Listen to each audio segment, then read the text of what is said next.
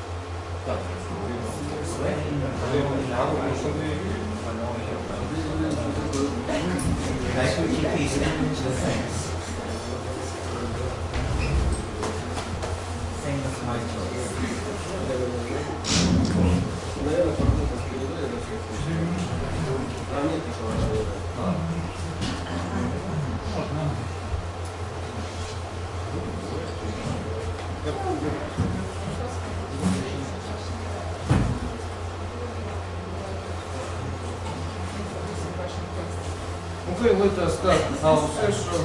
Our first speaker is Lescop, Institute for Year Development.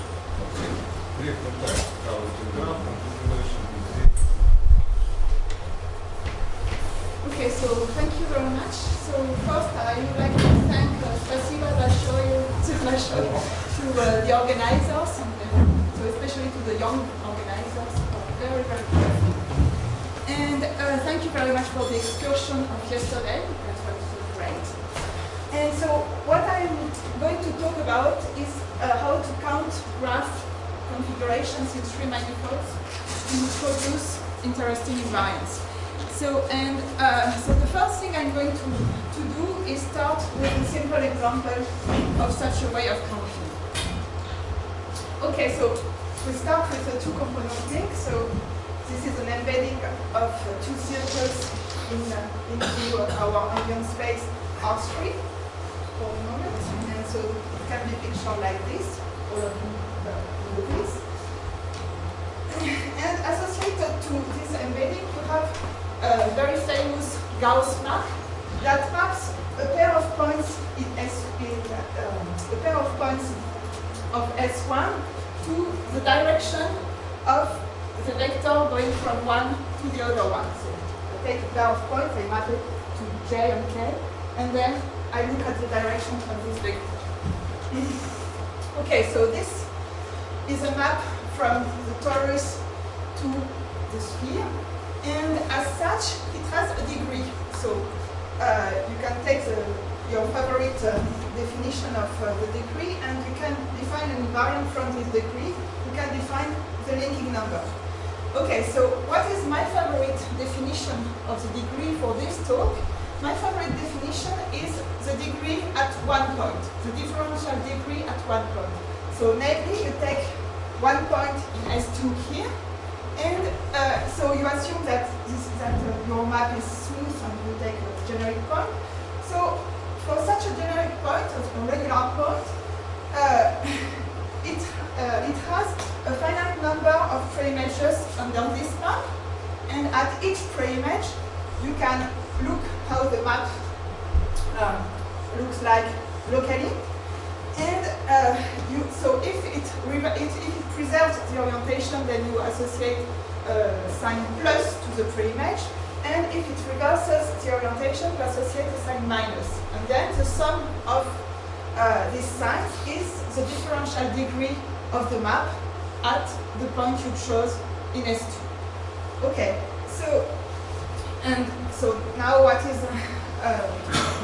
the result of this? So for example, if you take for a point in S2 the vector that points towards you, then what we are going to find is that the preimages will be the crossing where K is over J, exactly, and the map will preserve the orientation for these positive crossings and reverse the orientation for the negative crossings. So the differential degree of this map at this vector is this algebraic count of crossings where K passes over. We can do the same. We can do the same computation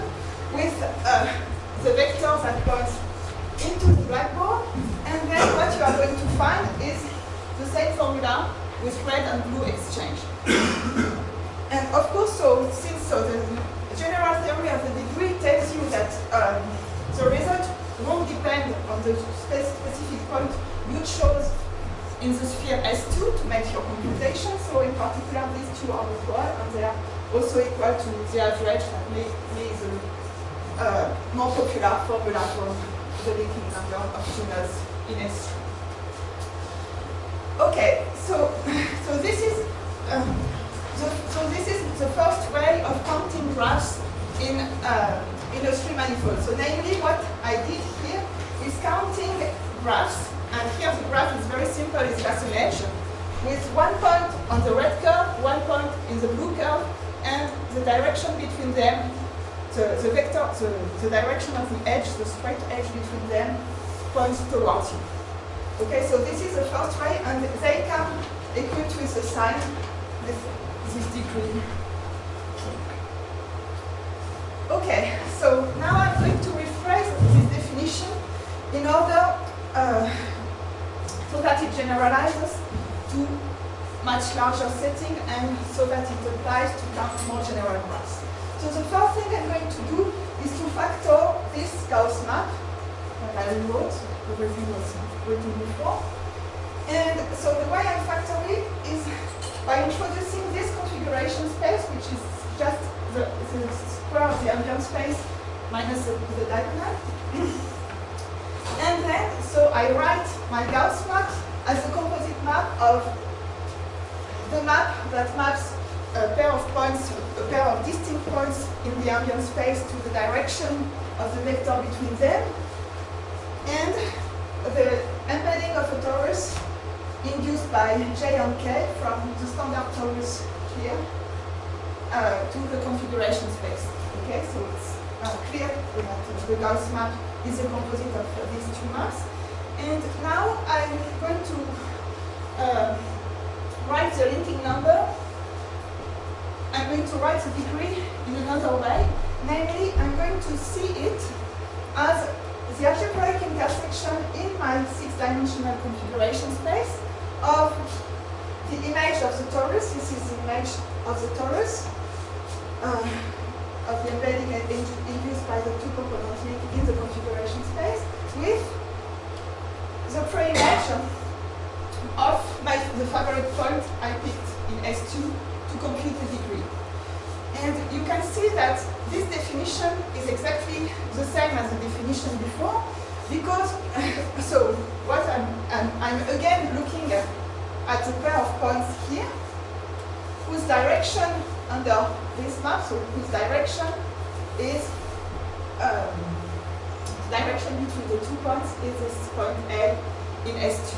And so what happens here is that so in my talks everything will be oriented, and in particular to orient this thing, what we do is we co-orient it. So meaning that we orient its normal bundle. So the normal bundle locally at some point is the same as the tangent bundle of S2 at this point. Okay, so you can see that S2 maps the neighborhood of this thing to a neighborhood of A in S2. And if you compute this algebraic intersection number, at each point you are going to check whether the orientation of this enveloped torus agrees with the orientation of the normal bundle, or if it disagrees. So it's exactly the same definition as before, but just slightly rephrased. Okay, so, and this is what I want you to remember from all what I said so far, is that the linking number is the algebraic intersection of this,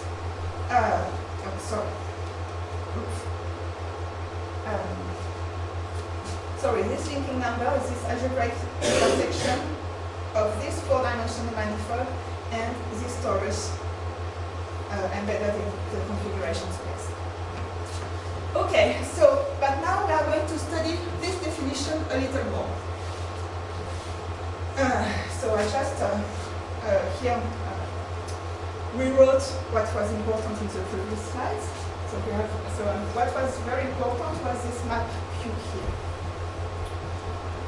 Okay, so first we are going to notice that this map Q is a homotopy equivalence.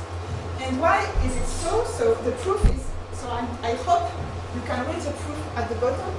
So but the proof is like this, so it's a simple one. You can, so the configuration space we are starting with is homeomorphic to a product of the ambient space, R3, the space of positive real numbers, strictly positive ones, times S2, by this map that maps such xy to x, and then the norm of y minus x, and finally this image here.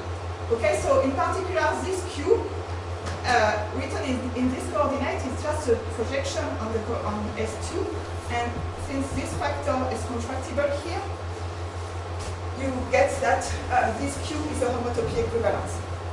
So as a consequence,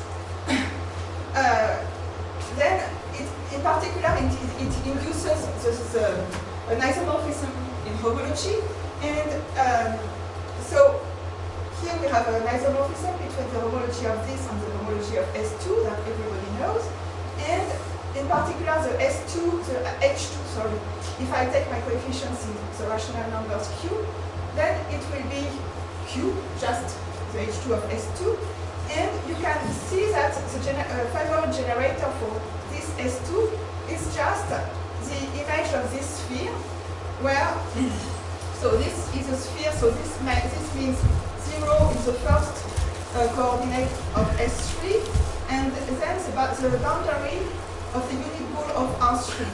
And you see that when you want to check, so if what is this in H2 of S2, you just apply the map restricted to this, and you are going to find exactly homomorphism to S2, the identity actually. And so you are going to find that there is this favorite generator for H2. And so now, from what we said before, a way of computing this degree and a way of computing the homology classes in this configuration space is to just apply, compose the injection of this with the map to S2, and we find then that the linking number can be defined like this. So this is an alternative definition.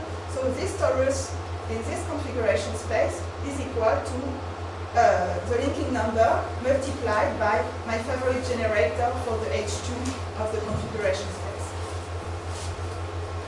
Okay, so in particular, for example, if you apply this thing to the Hopf link here, with the positive Hopf link here, this positive link, I could have chosen this H1 times H2 with this positive Hopf link as a generator from my H2 here. This is an equivalent, so this is equal to this in H2 of the configuration space. And you can find here that, so if you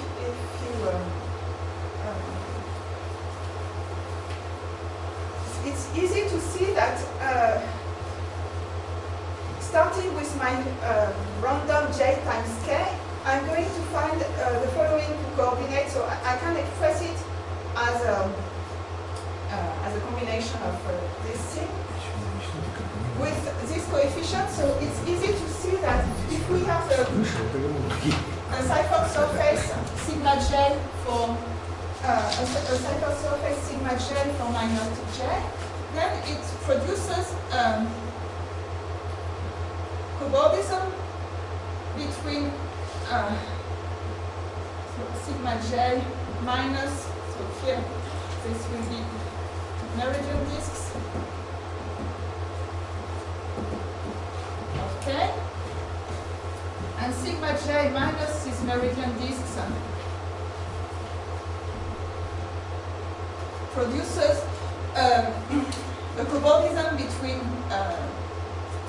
between j and the algebraic number of sigma j on k times the meridians of K, and if you cross this by K, then you are going to get a cobordism between this and sigma j times K times the Hopf-Link. Okay? Excuse me, do I understand it correctly that H1 and H2 are used in two meanings on this slide? Sorry. So as homology and as the components of the Hopf-Link. yes, so they are the components of the Hopf-Link, and here I'm doing a slight abuse of notation. Yes. So this is the image of my nut. Color is different. Color is different. Zero shades. To the right hand side, the color is the same. H2 small is the same. Okay. So, okay, so I should use afterwards a Seifert surface of Seifert surface for K to achieve this identification. But okay, so this definition, so this gives us the more standard, in my opinion, the better definition, the best definition for the linking number, so namely the algebraic intersection of a surface bounded by J and the node K, so it works for in every dimension and so on. So this is, in my opinion, in more general manifolds, so this is the best definition usually for the linking number. But as I said, the most interesting one for us will be this one. Okay, so and since this will be our start today, I'm going to express it in a better way. And in order to express this one, to rephrase it in a better way that is suitable for generalizations, I need to work a little bit more on this configuration space, and I need to talk about compactifications of configuration spaces. Okay, so let's start another story so you can wake up if you are asleep. And this is about compactifications right now. Okay, so in general, if I have a submanifold B in some manifold A, I'm going to define the blow-up of A along B as the following thing. So I remove B and I replace it by the unit normal bundle of B in A. Okay, so this is the normal bundle will be NB, and S here stands for spherical. And this is nothing but the quotient of the non-zero vectors of the bundle by the multiplication by positive numbers. Okay, so let us do an example. This is a very simple definition. So let us assume that we have C. This is our ambient manifold A, and I want to blow up 0. Then what I do is I just replace 0 by the unit normal bundle, so that is the set of all oriented directions starting from 0. So this can be written in an equation like this. So, and this is actually more general. So you can rewrite C as the union of 0 and 0. So this 0 plus infinity, that stands for a norm in a vector of C, and the direction S1, which stands for the direction. And here, what does this blow-up operation do? It just replaces this 0 by all 0 times S1 by closing this interval here. Okay? And so in general, what happens is that you are going to have Rn, and similarly you can write Rn as the union of 0 and 0 infinity times Sn minus 1. And what you do when you blow up 0, you get 0 infinity times Sn minus 1. Okay, so and so this is how to blow up 0. But afterwards, when you have a submanifold, you just So this is just this manifold locally. It will look like B times Rn, and you just take the product of it.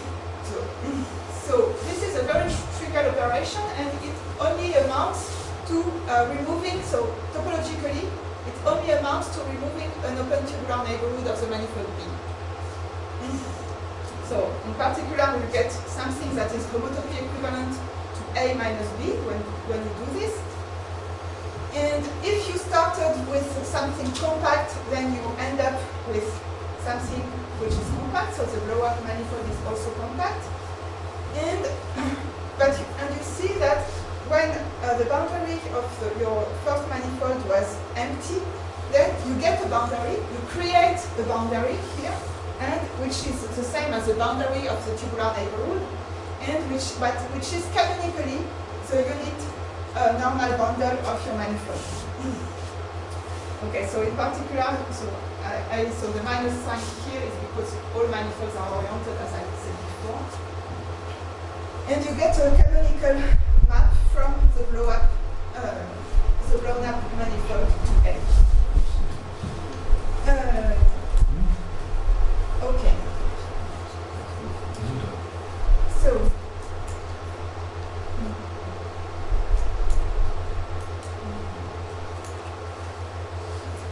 Okay, so I'm going to apply this process to our setting. So we started with R3, but I'm going to talk also about closed manifolds. So I like to think of S3 rather than R3, but they are not much different. So this is only R3 union point at infinity.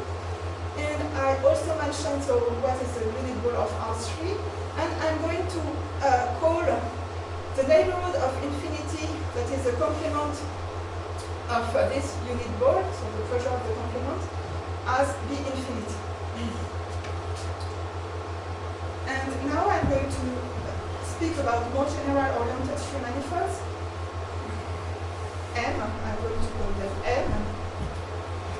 And for them, I'm going to identify a neighborhood of infinity in S3 to a neighborhood of a point that I'm going to call infinity in M, like this. So I choose an embedding of this neighborhood of infinity into my manifold Bn.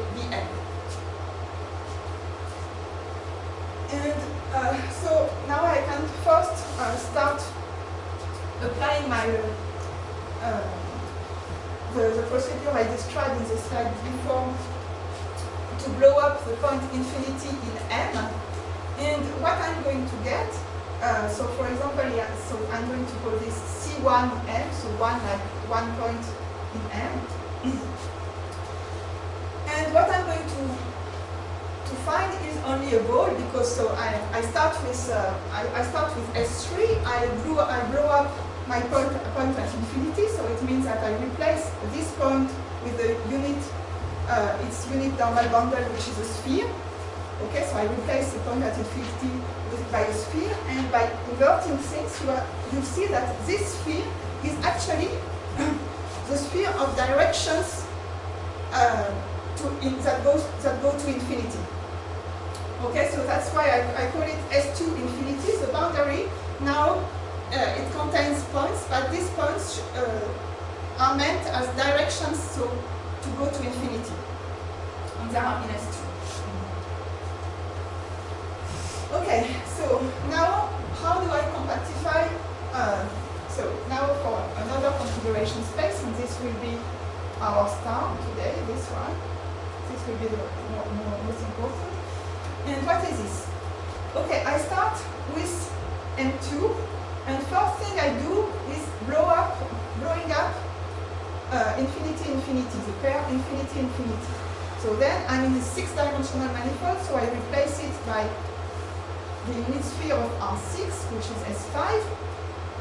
And now, so this was my first blow up here. And now I iterate and I blow up all the things that contain infinity first. So infinity times m times infinity, and the diagonal of m minus infinity. Okay, so I should have told you before that m check is m minus infinity here. So in particular, for example, when I blow up this infinity times m check, what I find is, again, so times m, I can just factor by m, I can just factor by this, but I replace infinity here by all the directions approaching infinity that sit in the sphere. Which sit in the sphere. Okay, and now the first lemma is that our map, so our favorite map, namely the map that maps a pair of points to the direction of the vector between them, this extends to this compactification. And you see, it's exactly this compactification is the right one, which is still, it will be still a manifold, a six-dimensional manifold with boundary and corners, but it will still be a manifold. It will have the structure of a manifold. These things here tells you how to get the differential charts for this manifold. And as you can see, so for example, here, what we want to do to extend this, we want to say we want to tell what is the direction between a pair of points that is on the boundary. And what is a pair of points in the boundary, for example, that is created here? It is a point in M and a point at infinity. So the direction from a point in M to a point at infinity is just the point at infinity that we have in our sphere.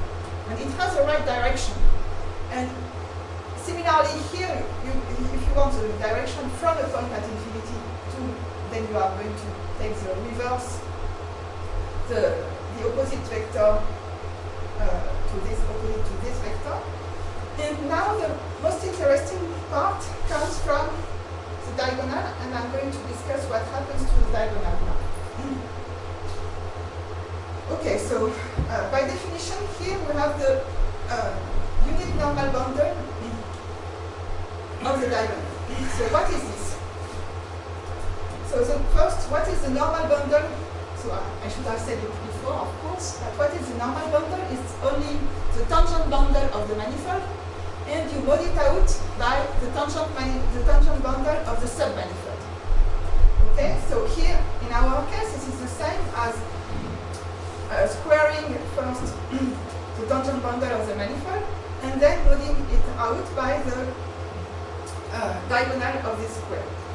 And so, then you see that what you get is a canonical isomorphism that looks very much like our map Q, and this canonical isomorphism maps the pair xy to y minus x.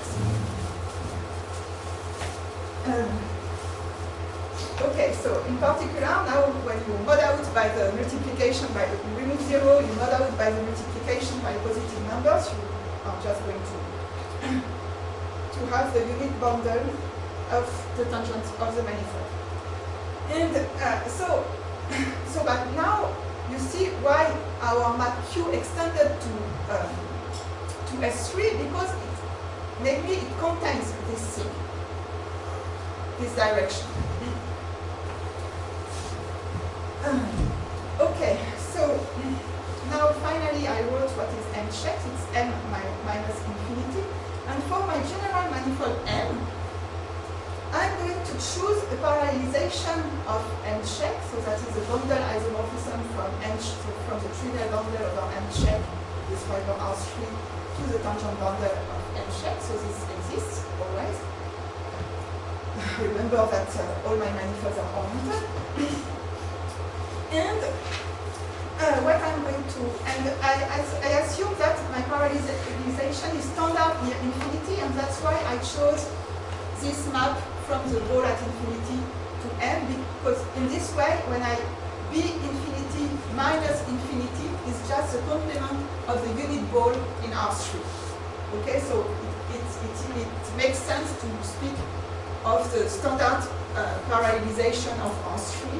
And this is what we want how we want how to look like in the neighborhood of infinity. So we have something like this. And so once we have something like this, we can define something that looks like Q, not really on, and so Q does not make sense anymore in the whole space. But we can have something which is very much like Q on the boundary of this configuration space now. And so because, you know, so on the boundary I said, so this is the projection, the opposite of the projection here. Here if I had cross by, so this would be the projection to the second factor, which would be this here. And here, if I have a parallelization, then this thing is identified by the parallelization, it's identified to S2. Okay, so then I get a map from the boundary of my configuration space to S2, and this will be our second star. This is, or maybe this is already the third or the fourth star, so I'm sorry. But, okay, so, but this will be one of our favorite things, is this map.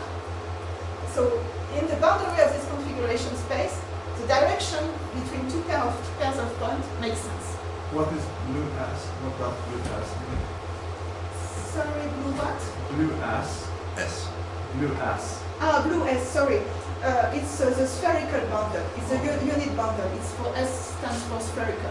I started with these boundaries that were isomorphic, and then I added S to mean spherical. And also what I added in this slide that was that before, I wrote it in blue. So that's just because I used the farmer slide. So. Okay. So let us summarize what we have so far. Okay, so again, we have S3, we see it as R3 union infinity, we have a closed manifold, and we have the neighborhood of infinity in S3, which is the same as the neighborhood of infinity in M, and we have a parallelization of our manifold M minus infinity.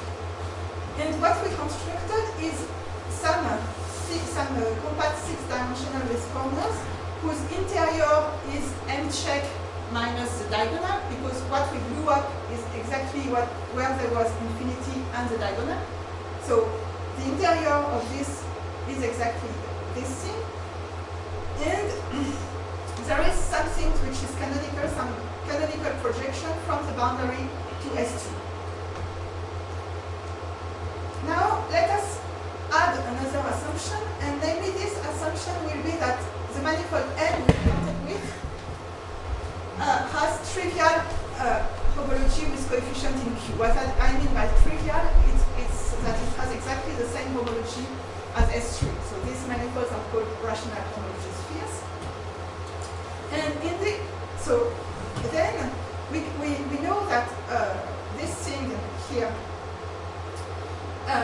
will have the same homology as R3 squared minus the diagonal. So it's not hard to see this.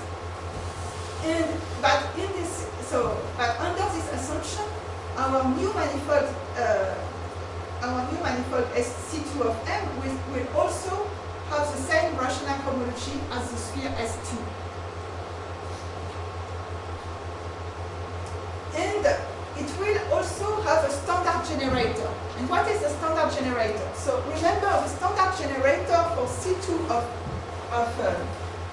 one of my standard generators for the H2 of C2, I took a sphere embedded in the configuration space, and what was the sphere made like? So it was the product of one point times a sphere around this point. And you see that all these points times a sphere around them, they are all homotopic in my configuration space C2 of M. Okay? And so in particular, they are homotopic, and they are also homotopic if the sphere becomes smaller and smaller, then it will degenerate near my diagonal to a fiber of the unit normal boundary. So I have favorite generator for this H2 of C2, and this is a fiber of S2 of M. This is the same generator as before, it's only took something that is homologous. And now, so I don't know how, so this is our real star. So now maybe all the stars before were not really stars, and this is our real star, our real star. It's a propagator. So what I call a propagator, it will be a 4-chain of my configuration space, and whose boundary reads as the pre-image of 1 point for 1 point in S2. What is a chain? Okay. A chain in what sense? Okay, thank you for your question. So for me here, a chain will be a linear combination of differential manifolds that have boundaries, and I compute their boundaries as the class of their boundaries. What does the subscript of the letter Q mean? Oh, it's tau. So remember, so this canonical tau from the boundary of my configuration space to S2, it is associated to a parallelization. I need a parallelization to define the direction between 2 points that are very close to each other. Okay, this is exactly what the parallelization is for. When I have a very small vector, I want to remember it is direction, and this direction is its image in the S2. For 4 chains, 4 is the number of links in your chain, yeah? Okay, so 4 is dimension. 4 is the dimension. 4 is the dimension of the chain. Okay. Okay, so, and maybe it will be clearer with an example. So, the first example of a propagator is the cube, the pre-image of A under our very, very first map Q that mapped a pair of points to the direction. So this is the standard model of a propagator. And what propagators do in general is they replace this propagator Q, the pre-image of A in the standard C2 of S3. So this is not really the same pre-image of A as before, because here I use the extension of Q to the whole configuration space, to the whole compactification of the configuration space. Okay, so this is the first example, and the propagator is something that has the same property as this one. Okay, so now what happens here? So now the claim here is that first claim is that propagators exist. So why do they exist? So here I have a map from the boundary of my configuration space to S2, and this map is very regular actually. And in particular, the pre-image of a point under such a map will be a codimension 2 manifold in the boundary of my configuration space. So codimension 2, this boundary has dimension 5, so it means this thing has dimension 3. And but we know from this equality here that the H3 of the configuration space is trivial. So what it means is that when I start with this boundary, I'm going to find a chain that will have this boundary. Okay, so this chain, so if we have an integer homology sphere, this chain can be chosen as a manifold with this boundary. Okay? Okay, and now another property that these propagators have. So now one interest of compactifications is that we can talk about Poincaré duality more easily. And these propagators, they are Poincaré dual to our generator here. Okay, you can see that if you take the intersection of such a propagator with this fiber or with a generator, you are going to go to the boundary, and then you are going to find exactly what you found as before. So I leave it to you to think about this, but it should be clear that they are Poincaré dual. These propagators, they are Poincaré dual to our generator. So this, they are the important thing that tells you about non-trivial homology in this case. That,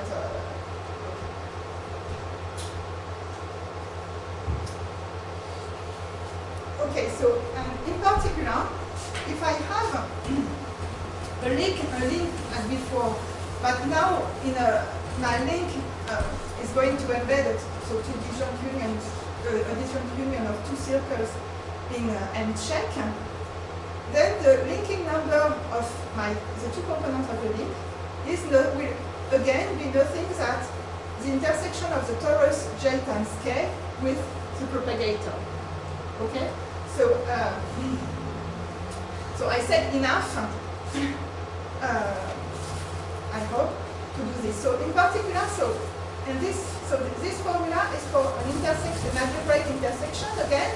So here I have a 6-dimensional manifold, here I have a torus, and here I have a 4-dimensional chain.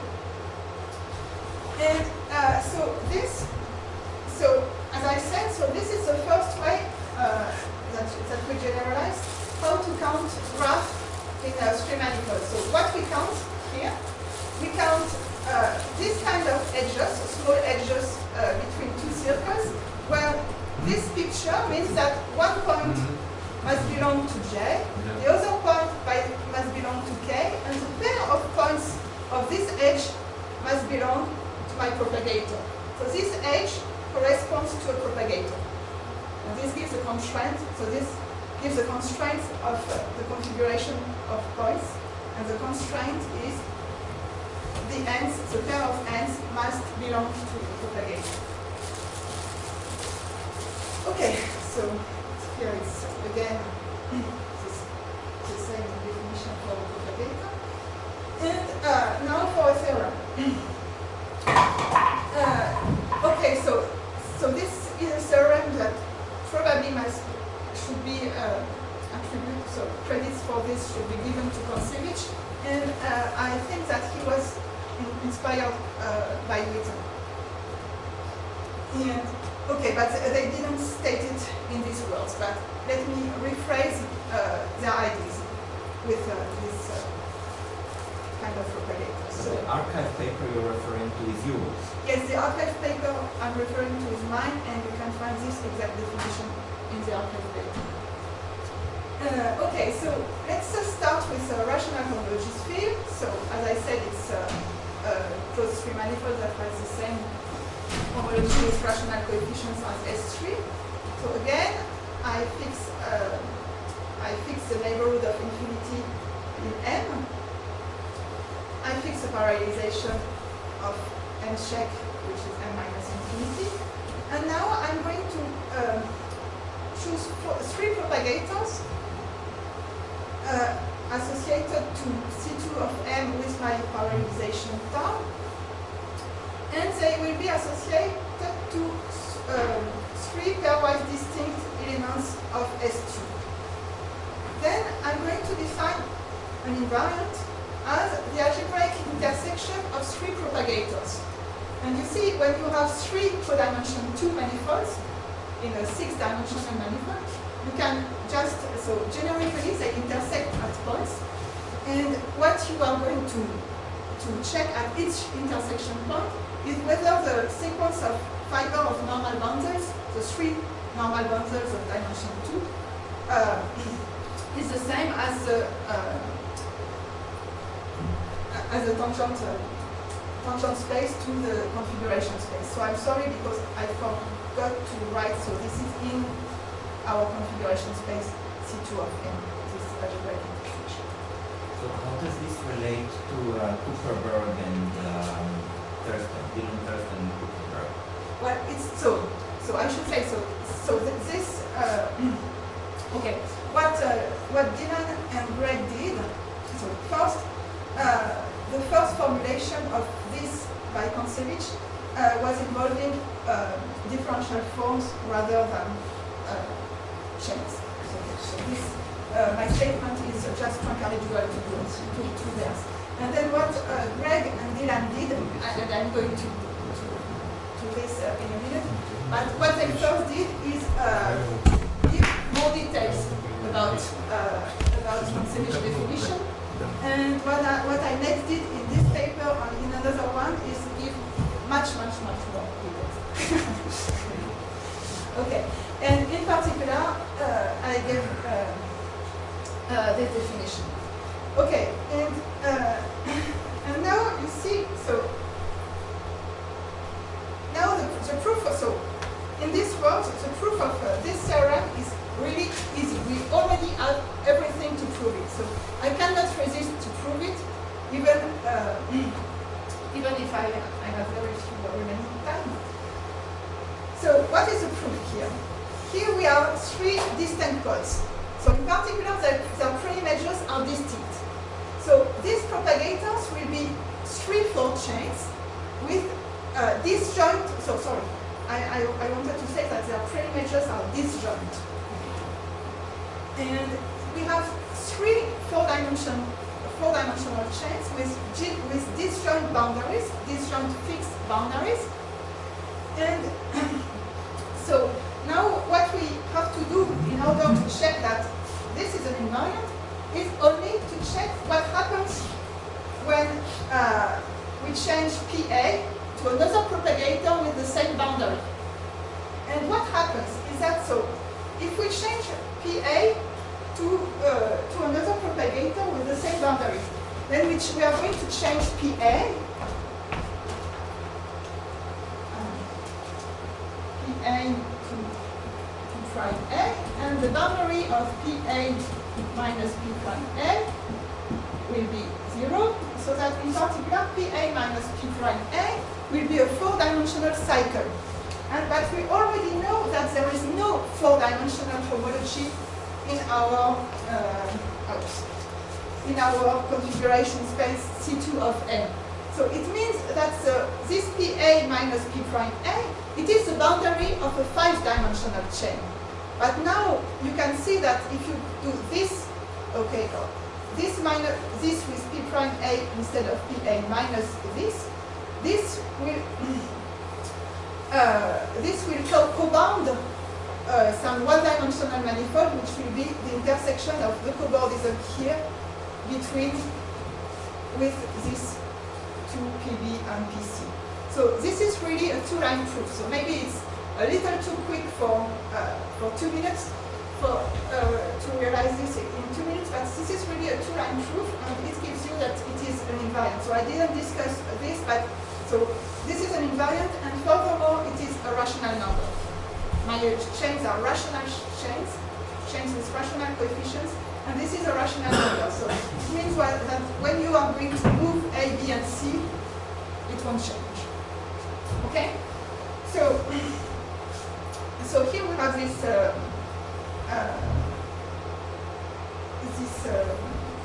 and another thing I want to say is that, so what is this invariant? I can see it as a way of counting configurations of this graph. Because what I'm counting is configurations of these 2 points with the constraint that the pair of points belongs to the propagator A, this pair of points, which is the same, belongs to the propagator B, and the pair of points also belongs to the propagator C. And now I go to Dylan and Greg. And what is now, so I told you that it is an invariant, and now what is this invariant? This invariant is the sum, so for an integer homology sphere, this is the sum of 6 times the Casson invariant that is defined by counting as a number of representations of the I1 of the manifold into SU2, plus some relative contralating class of a cobordism, a signature 0 cobordism between n check on R3. So this is very good. But so this is a very non-trivial. So this is a non-trivial invariant, and so how did they prove this? They used arguments of finite type invariance here. Okay, and maybe and what I did in this preprint is also generalize this statement to rational homology spheres. Okay, so now I'm clearly out of time, so I'm very sorry that I am out of time, so I'm just going to tell you. Спасибо.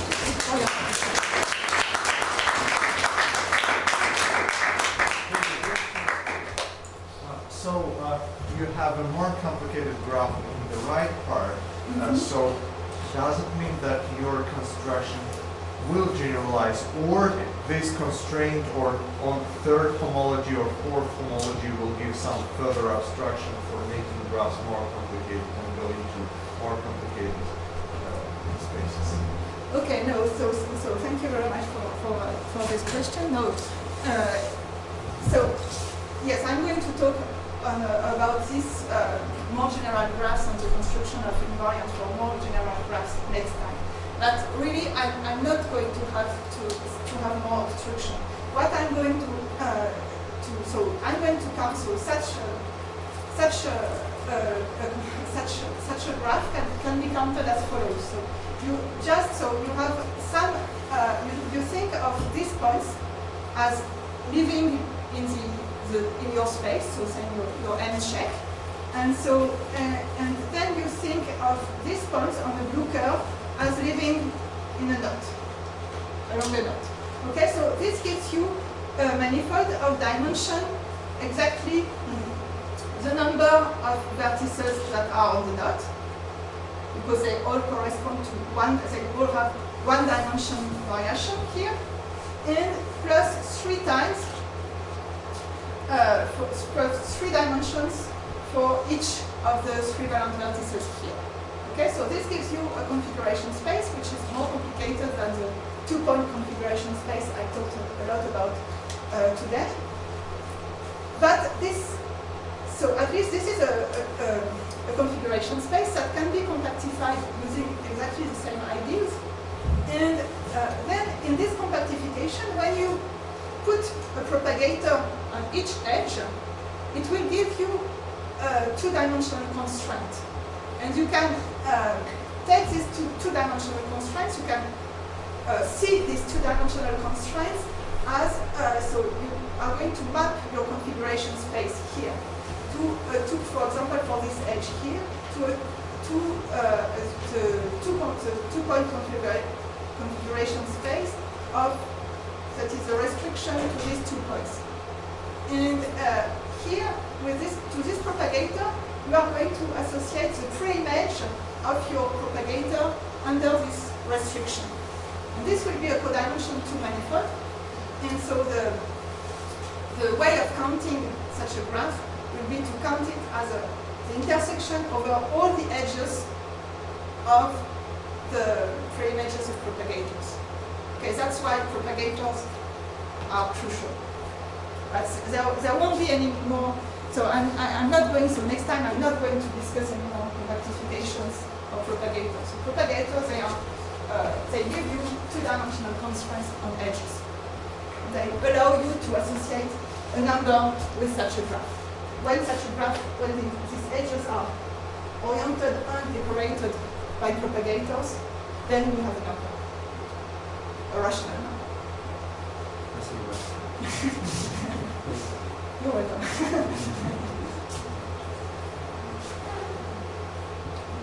What does code?